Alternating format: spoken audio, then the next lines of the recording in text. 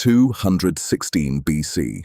Rome is the most powerful military force in the known world. Its legions have never been defeated on Italian soil, and they are about to march into a trap so perfectly designed that military strategists are still studying it 2,000 years later. The man who built this trap is 30 years old. He commands an army smaller than the one Rome has assembled to destroy him, far from home, deep in enemy territory, without a reliable supply line.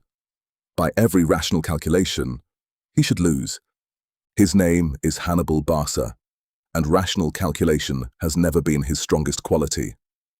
Hannibal was 9 years old when his father, Hannibal Barca, one of Carthage's greatest generals, took him to an altar and made him swear an oath, not of loyalty, of eternal hatred toward Rome. Hamilcar had watched Rome strip Carthage of Sicily and humiliate his city. He would not live to see Rome pay for that, but his son would. Hannibal carries that oath across an entire continent. In 218 BC, he marches an army of 40,000 soldiers and 37 war elephants across the Alps in the middle of winter. Men die from cold, from avalanches, from ambushes by mountain tribes. The elephants suffer worst of all. Hannibal keeps moving, because stopping means dying, and dying means Rome wins without raising a sword. When he descends into Italy, he has lost nearly half his force. He arrives with perhaps 26,000 men against Roman legions that outnumber him many times over. And in 3 years of campaigning, he defeats every single army Rome sends against him. Lake Trebbia, Lake Trasimene, victory after victory. In Rome, panic is spreading. 2 consuls are elected for 216 BC. Varro, aggressive and supremely confident, certain that overwhelming numbers alone will finally solve the Hannibal problem. And Paulus, older, more cautious, deeply uneasy about meeting this man on open ground. Varro gets his way.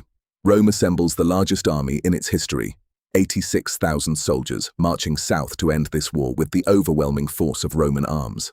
They find Hannibal near the small town of Cannae on the flat plains of Apulia, and here Rome makes its decisive mistake. The flat ground seems perfect for deploying the full weight of 86,000 men.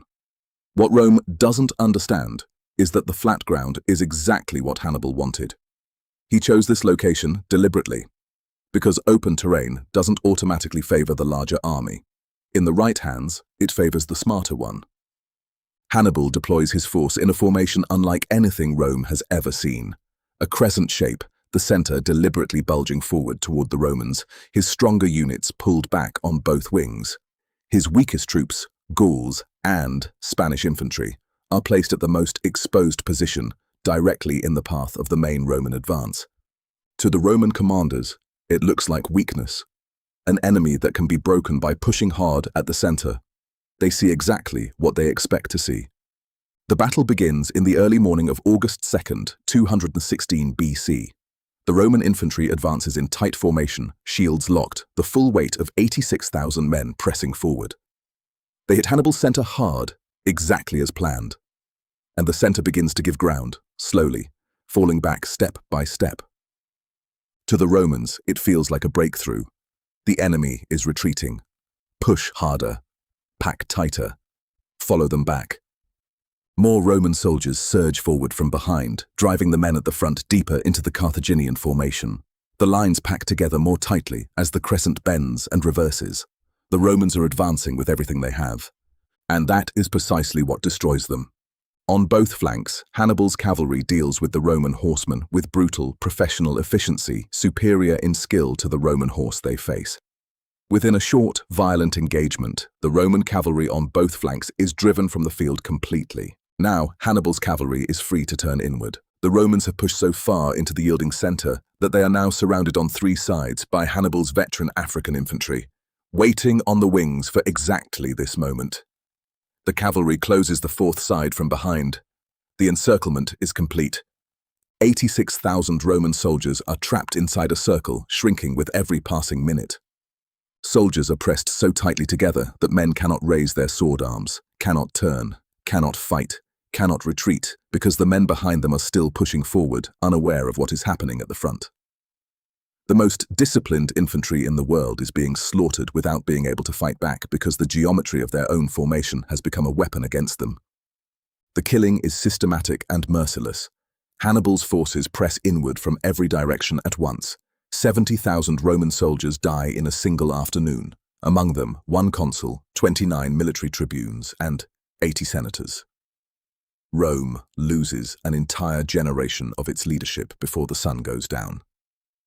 Consul Paulus dies fighting on the battlefield. Consul Varro escapes on horseback with a small group of cavalry, carrying the news of the worst military defeat in Roman history back to a city that sent him south with the largest army it had ever raised. In the aftermath, Hannibal's cavalry commander Hannibal approaches him with an urgent proposal. "Give me the horsemen, and in 5 days we ride into Rome itself." The road is open. The city is defenseless. Hannibal refuses. He will not march on Rome. The reasons behind that decision have been debated by historians for over 2,000 years, and it is the single choice that ultimately costs him everything. Because Rome does something that Hannibal, for all his genius, perhaps never fully believed it would do, Rome refuses to accept defeat.